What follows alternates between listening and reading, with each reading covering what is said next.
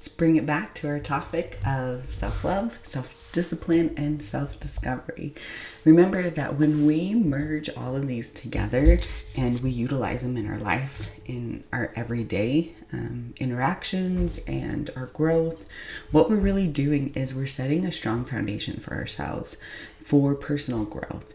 And that means we're going to treat ourselves with some kindness, but we're also going to push ourselves to become the best version of who we can be.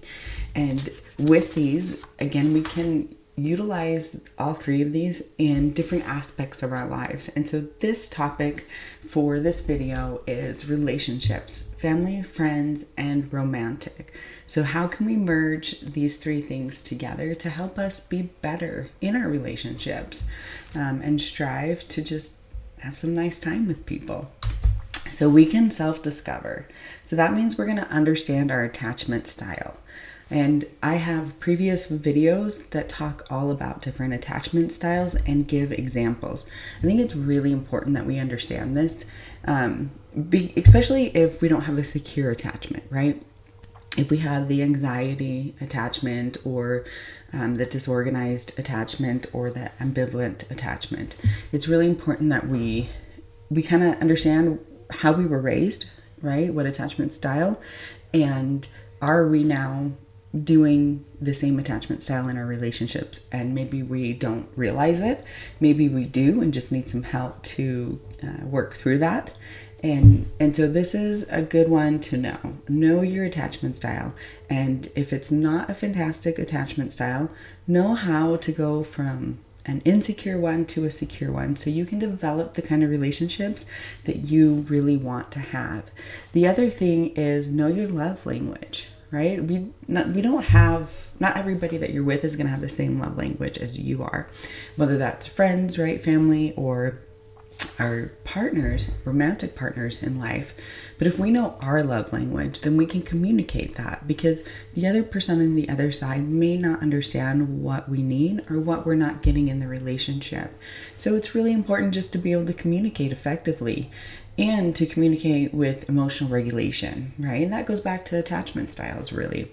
Are we emotionally regulating ourselves and able to communicate in an effective manner so that we can get our point across without raising our tones or, turning the discussion into an argument? And then know what you need from relationships. Once we know our attachment style, we know our love language, what is it that we need from the relationships around us, whether that's from our family or our friends or, again, our romantic partners? We need something different from everybody.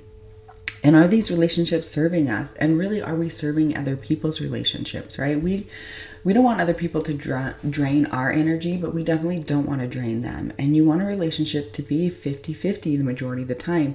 And that just means that you are, giving as well as taking, and not just taking all the time or not just giving all the time. So what's another way we can do this? Well, with self-love. So we can set healthy boundaries and we can avoid relationships that drain you, right? Just like I was talking about, we're neither giving too much or taking too much. And the same with the other person in our relationship that we're with. They're not giving too much or taking too much, because then the relationship gets lopsided and you actually have some resentment towards those relationships that you have. And healthy boundaries are really great. They are what it means to love ourselves, right? Is when we set those healthy boundaries and we let people know that, but we let them know in an effective, communicative way that will elicit a discussion, perhaps, and not just, demand what we want. And realize too that when we start that discussion and we open it up and we let people know what our healthy boundaries are, we made a choice to choose love ourselves. And we need to allow the other person to make their own choice as well. So they may not like our boundary. They may think that it is not a very good one and it does not serve them. And you could honestly lose relationships by setting healthy boundaries. And we have to understand that that's okay. And when we make boundaries, we either go in knowing that we're going to make them and possibly lose some family members or friends or a romantic partner, or we're going to stay in the situation that we're in and we're not going to make any healthy boundaries, and we're going to understand that when we're with these people, it may drain us, but we still love them and we want to be in their lives. You know, these are all choices we get to make on a continuing basis. So what's another thing that we can do? Well, we can discover through self-discipline, right? So we can communicate effectively, we can stay patient, and we can put an effort to maintain strong connections. So all three of these in this topic with the self-love, self-discipline, and self-discovery is all about communicating, right? Because we're working with other people. So we need to know how to effectively communicate our emotions. We need to know how to effectively communicate our boundaries.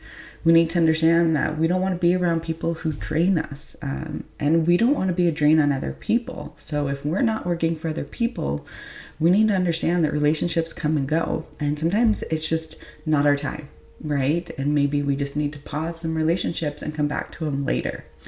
So comment time. Do you guys struggle with this at all? Like, do you have a hard time with your relationships? And what are you doing about it? Do you need some help? Do you need just maybe somebody to understand that you're having a hard time? So some validation.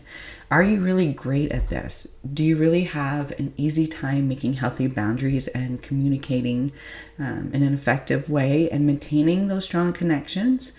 And if you do, drop a comment, because we'd love to hear how that works for you.